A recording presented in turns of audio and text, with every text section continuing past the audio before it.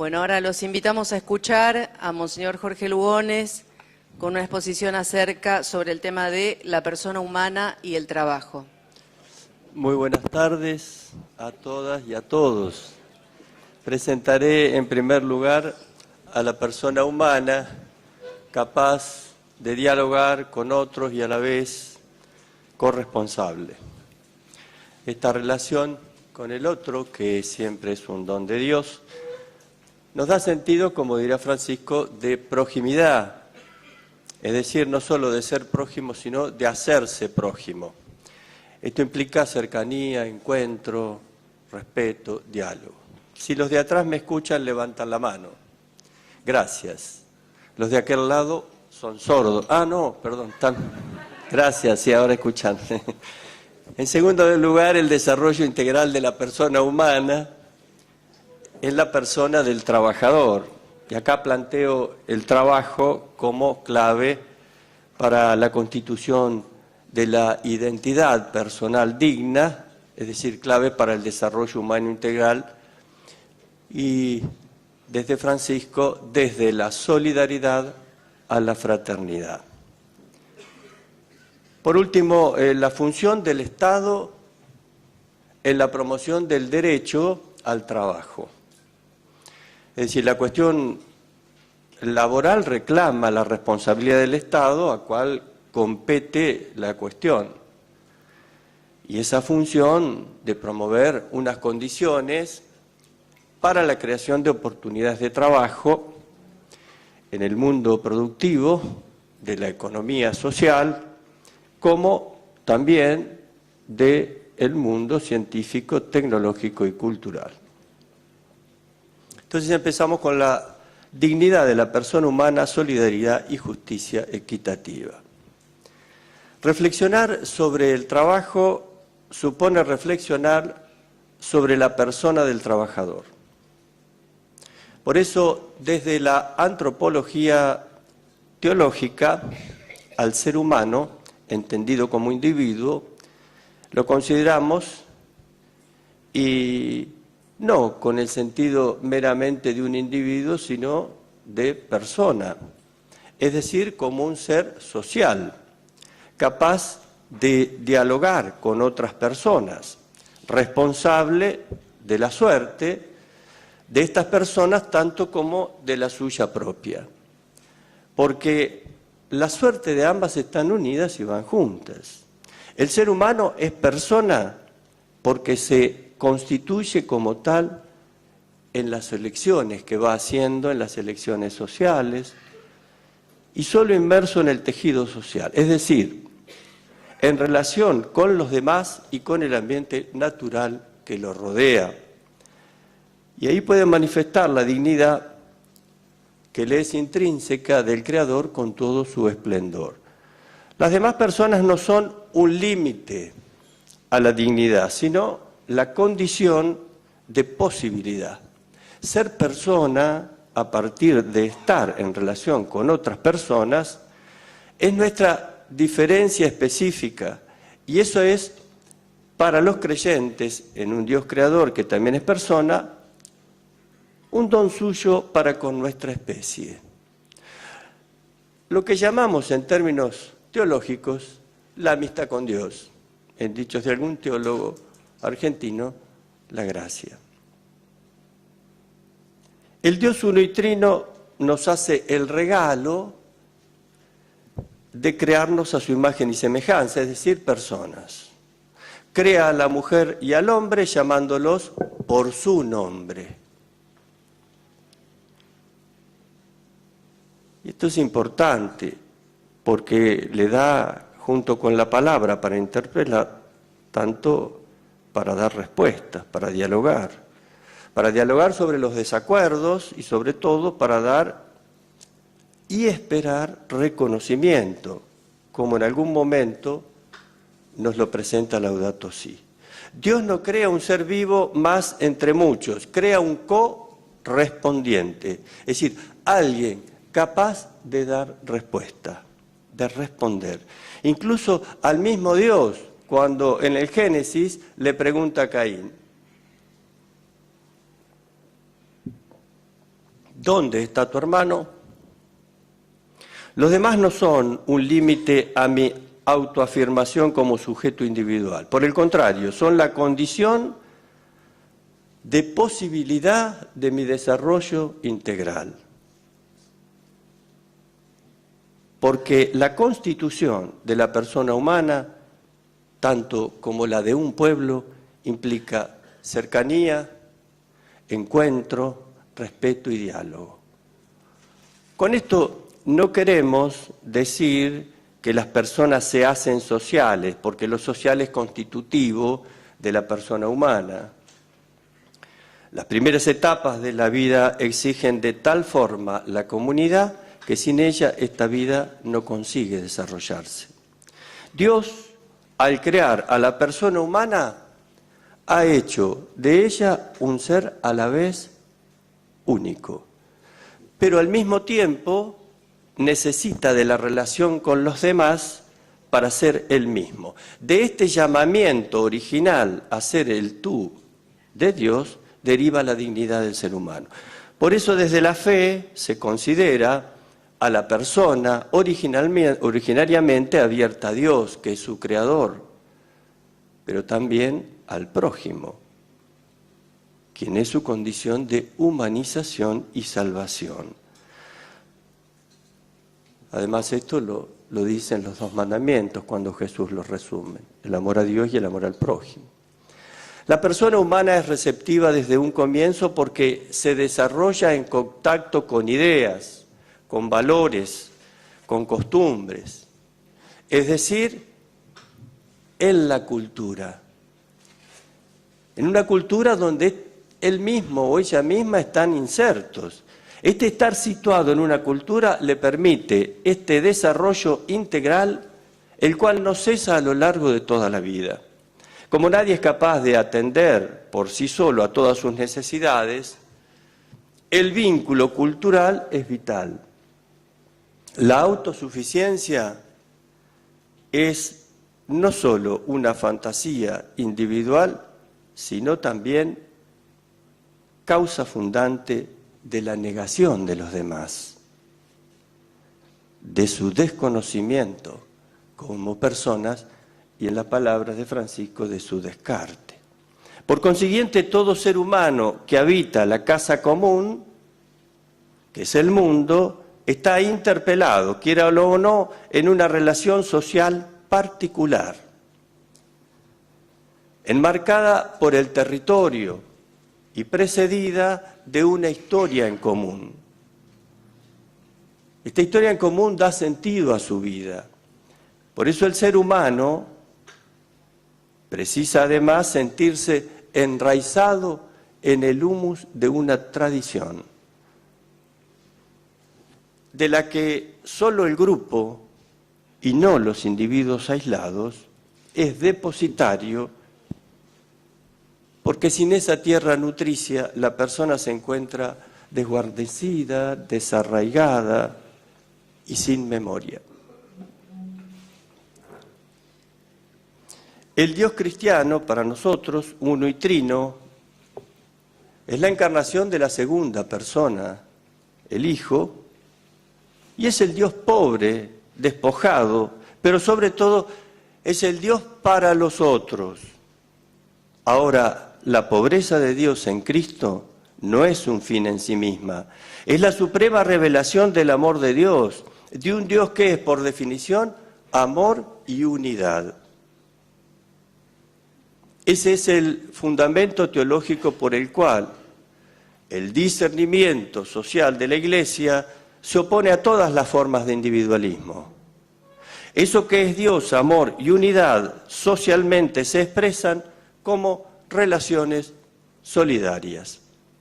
Por eso decimos que el Papa Francisco, decimos con él, que la solidaridad es el modo de relación entre las personas humanas y con las tres personas divinas, que genera una cultura del encuentro o de la vida, como lo llaman los obispos latinoamericanos desde Aparecida, y lo repetían o lo decían anteriormente en el documento de Medellín en 1968 y un año después en Argentina con el documento de San Miguel, 1969, se cumplen 50 años.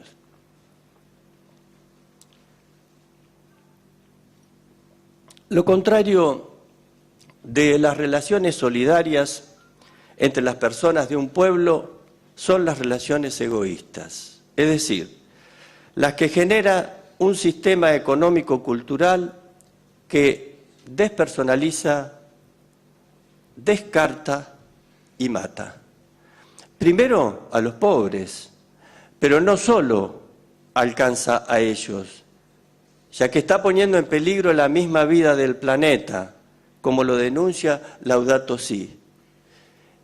Por ese motivo pensamos, como comunidad cristiana, es decir, como iglesia, que los graves problemas actuales de nuestro pueblo exigen para su resolución solidaridad entre todos los sectores sociales, especialmente de parte de quienes están en posiciones ventajosas, incluso legalmente adquiridas, y aquí es el principio de la propiedad privada, pero con fin social, para con aquellos que menos tienen o nada tienen, que son los pobres o empobrecidos, los desocupados, descartados, los excluidos y los desconocidos de la sociedad. Solidaridad a la que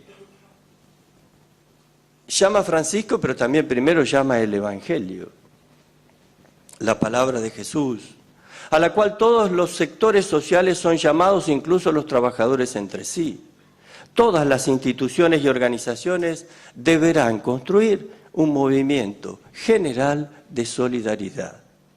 Si se practica la solidaridad, el ideal de justicia equitativa puede lograrse, tanto en las relaciones interpersonales, considerando al otro como prójimo y don de Dios, como en las estructuras sociales. Solo así puede garantizarse una paz social perdurable, porque más allá de las buenas acciones aisladas o de las buenas intenciones realizadas en el breve arco de la vida de un individuo, la justicia equitativa consiste en poner en marcha procesos de desarrollo sustentable. Esto ya lo viene diciendo explícitamente Aparecida. Segundo término, el desarrollo de la persona humana en la persona del trabajador. Quisiera hacer una aproximación al trabajo como clave para la constitución de una identidad personal digna, porque en el espacio social que éste abre se generan las relaciones solidarias y fraternales que permiten la manifestación de lo humano mismo. Por esa razón se insiste desde la doctrina social de la Iglesia en la persona de la trabajadora y del trabajador. Y se reclama al Estado que garantice el trabajo para todos como derecho y deber primordial, ya que la falta de trabajo, lo hemos escuchado aquí, destruye el tejido social que permite a la persona humana expresar su dignidad. Cuando en un sistema social las relaciones del trabajo no son de solidaridad, sino de egoísmo, la persona poco a poco es excluida, entrando en procesos de despersonalización que matan, y cuando la desocupación llega a ser estructural, las personas excluidas dejan de estar explotadas y pasan a ser descartadas, como dice Francisco. El discernimiento social de la Iglesia nos insta a encontrar maneras de poner en práctica la fraternidad como un principio regulador de orden económico. Aquí voy a explicar lo que adelantaba ayer, de la solidaridad a la fraternidad, donde otras líneas de pensamiento solo hablan de la solidaridad. El discernimiento social de la Iglesia habla también de fraternidad. Una sociedad fraternal es solidaria, pero no siempre es cierto lo contrario, como muchas experiencias lo confirman. Mientras la solidaridad es el principio de igualdad,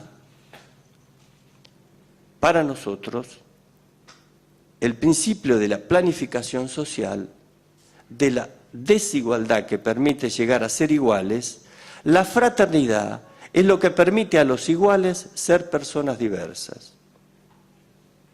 Dicho de otro modo, la fraternidad permite participar de formas diferentes en el bien común, de acuerdo con su capacidad, con su plan de vida, con su vocación, su trabajo o su carisma de servicio.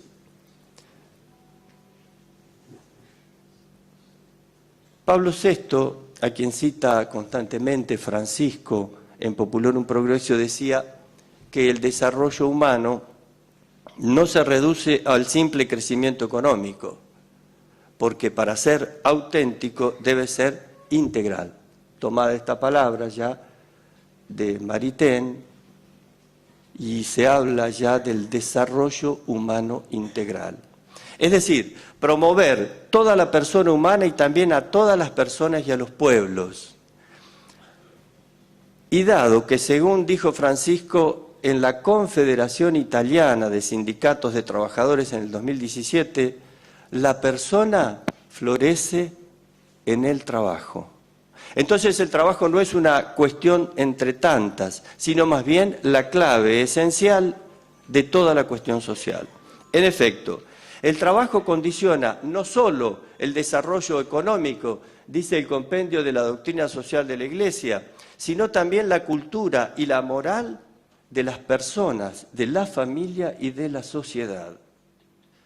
Como cristianos, sostenemos, creemos que la persona humana, como imagen de Dios, es una persona en relación con otras personas y con el ambiente que la habita, y es capaz de obrar de manera racional tomando decisiones, no solo para realizarse a sí misma, sino también para el cuidado de los demás.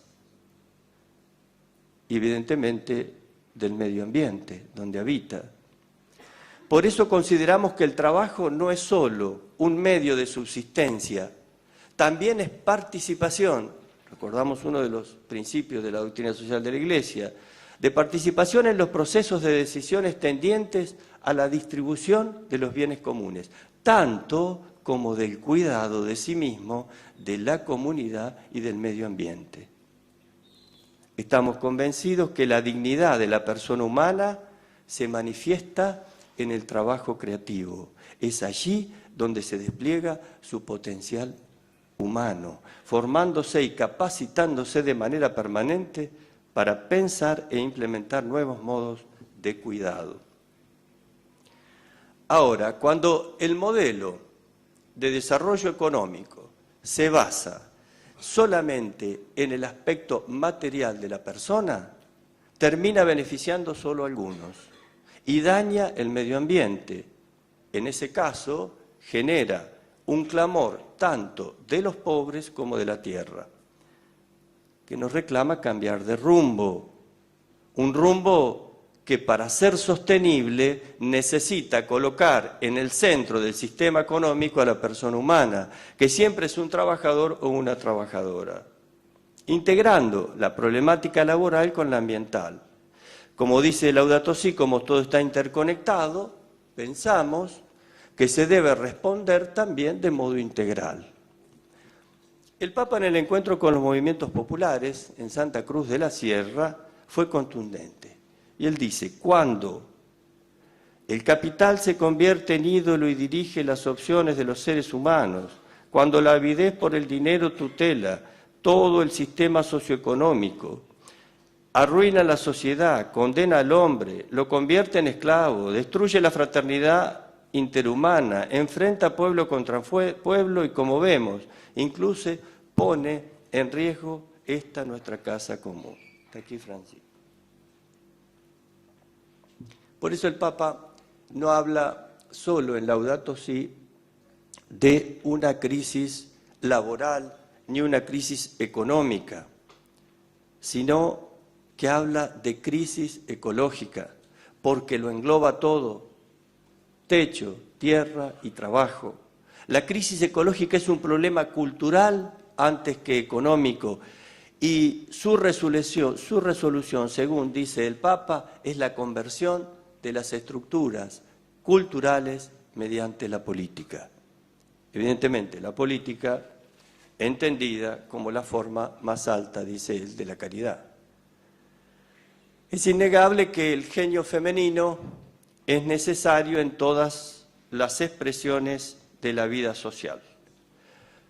Por eso se ha de garantizar la presencia y el protagonismo de las mujeres también en el ámbito laboral.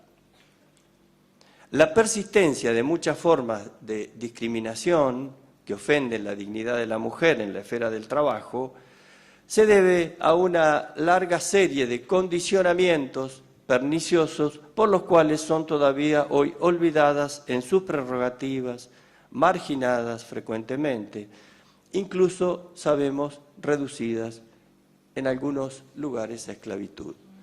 Estas dificultades, desafortunadamente, no han sido superadas, como lo demuestran en todo el mundo las diversas situaciones que humillan a la mujer, sometiéndola a formas de verdadera explotación.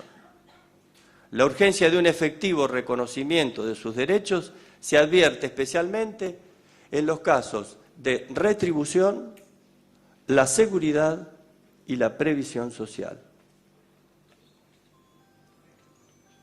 En nuestra opinión, el reconocimiento y la tutela de estos derechos dependen en gran medida del reclamo, tanto dentro de la Iglesia, reclamo eclesial, sindical.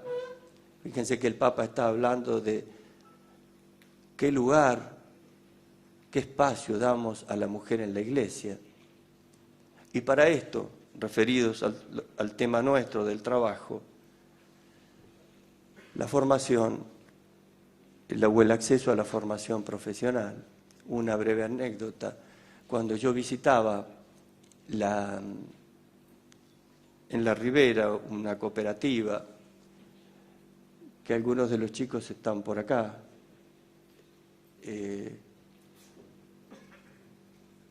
y hablaba con la delegada, me decía: padre, no sabe la tarea de aprender que tenemos, cada día cosas nuevas, porque para comercializar nuestros productos de reciclado nos piden un montón de cosas. Entonces le digo: María, pero para eso necesitan capacitarse. No, ella me dijo: no, padre, necesitamos formación. Necesitamos formación. Ahí me hizo clic.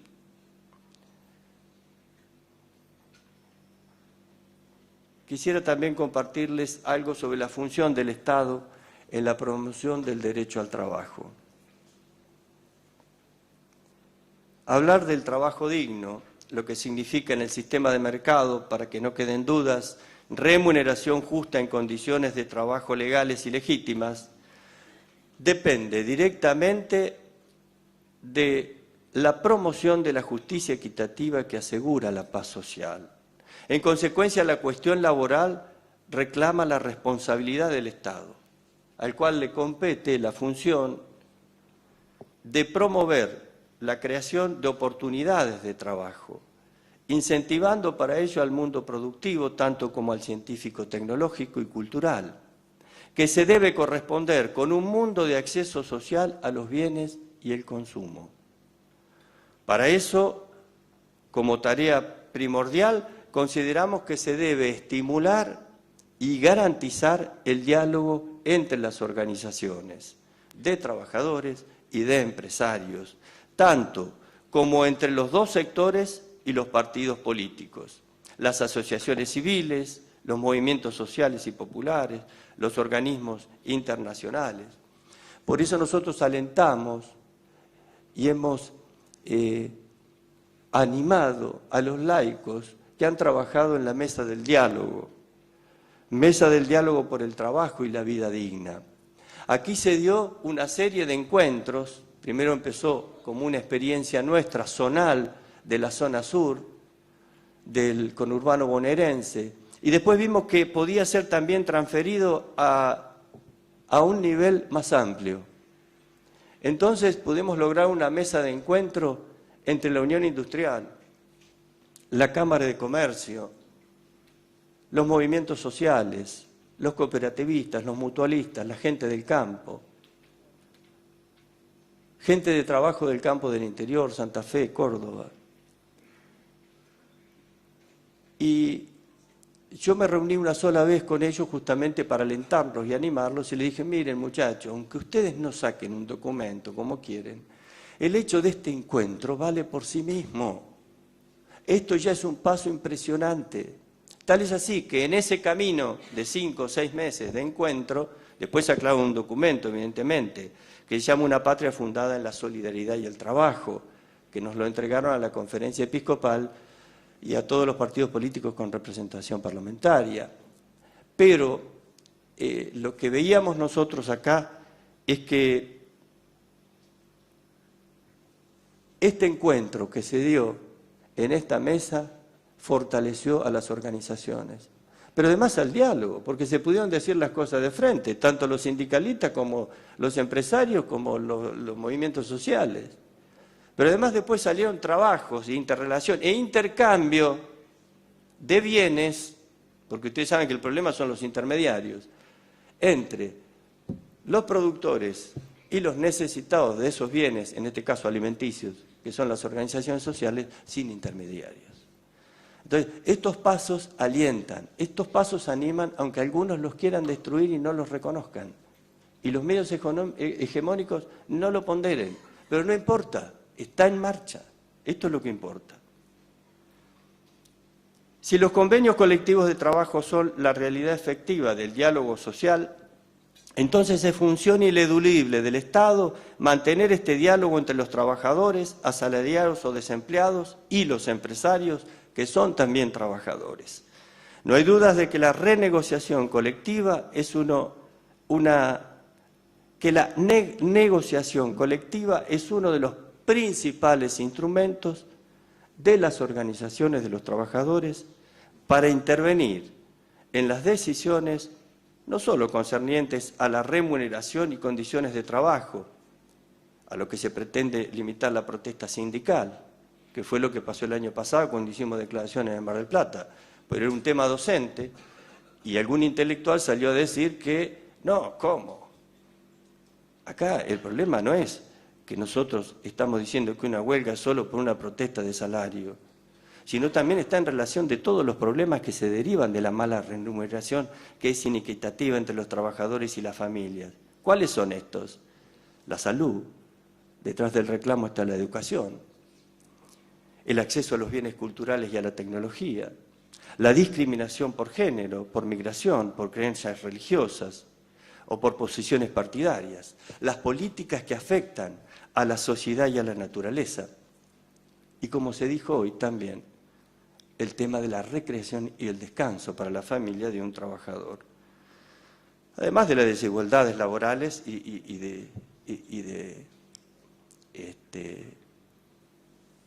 de remuneración que vimos, y de salario, mejor dicho, que encontramos en el país todavía.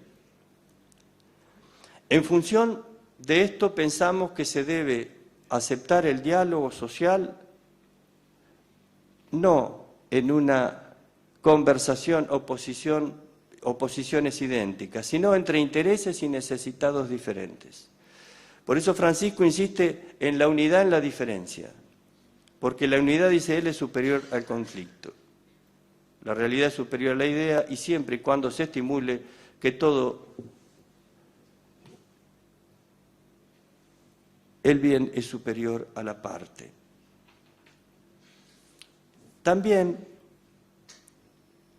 frente a la errónea interpretación del fin del trabajo, no caben dudas que redefinir el trabajo es un tema central, no solo de los trabajadores, sino también del Estado.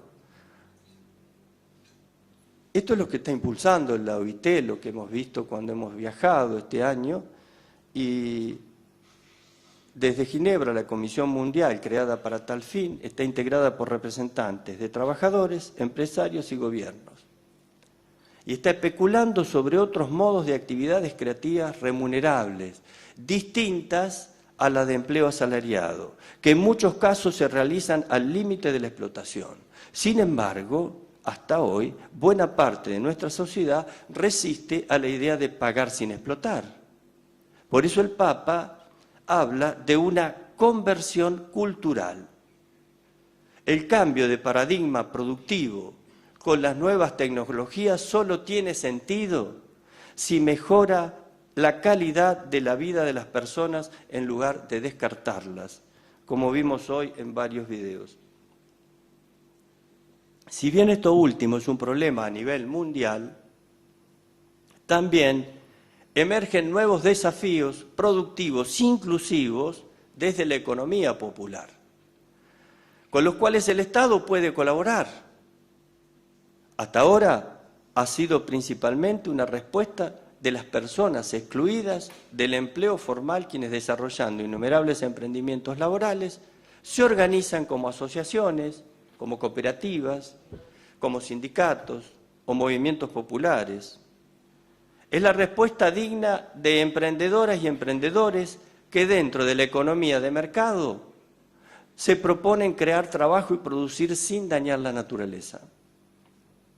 Por eso Francisco ha convocado, hoy hablábamos entre los obispos, para el 2020 en Asís, en marzo del 2020 en Asís, a los que están empezando a estudiar y practicar una economía diferente, la que hace vivir y no mata, que incluye y no excluye, que humaniza y no deshumaniza, que a la vez cuida la creación y no la depreda.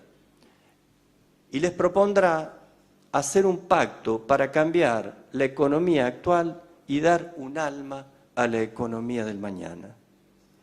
Históricamente, los procesos de defensa del trabajo humano digno, el cuidado de la casa común, de transformación de las estructuras culturales y de poder, están encabezados por las trabajadoras y los trabajadores en todo el mundo, ya sean de la economía de mercado o de la economía popular.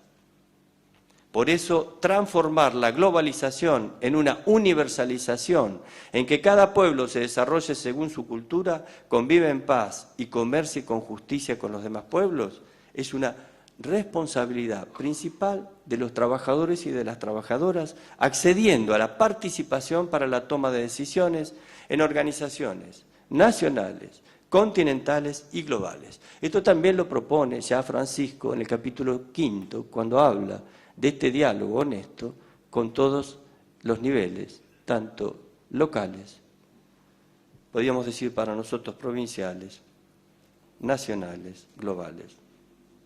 La integración de los pueblos que constituyen los estados de América Latina, tal como lo expresa Francisco al denominar la patria grande, no debería quedarse solo en un sueño inalcanzable, ni tampoco debería pensarse que pueda darse cambios bruscos e inmediatos.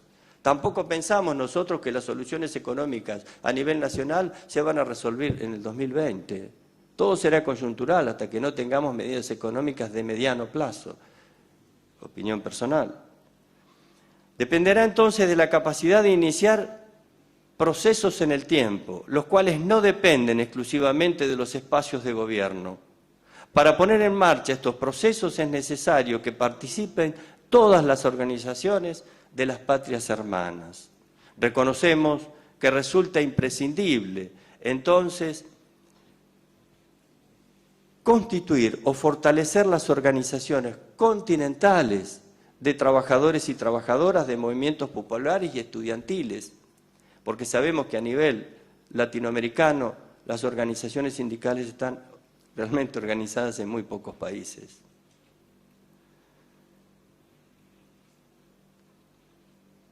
Y también me parece que abarcando todo el espectro de la sociedad, las organizaciones deportivas, culturales, artísticas, porque por ello se mantiene también viva la palabra pública de todos los sectores sociales. La autoorganización de cada sector permite el intercambio de ideas, la expresión de necesidades y anhelos comunes y colectivos, y la memoria de conquistas y pérdidas que permiten proyectar con esperanza un futuro común. Por eso cuando nuestra pastoral social de la diócesis me viene a reclamar cosas, yo les respondo, pero tenemos que ir al territorio, ¿eh? Esto no lo resolvemos en el escritorio ni en la curia. La integración de nuestros países hermanos será a futuro lo que fortalezca nuestra identidad y la posibilidad de generar acciones que nos vigoricen como continente de la esperanza. Animarnos a dejar intereses particulares de lado y buscar senderos de construcción de consensos necesarios para el desarrollo integral en Latinoamérica y aportar así a esta globalización tanto de la solidaridad como de la fraternidad, en lugar de la discriminación, la división y la indiferencia. Bueno, espero no haberlos cansado. Muchas gracias.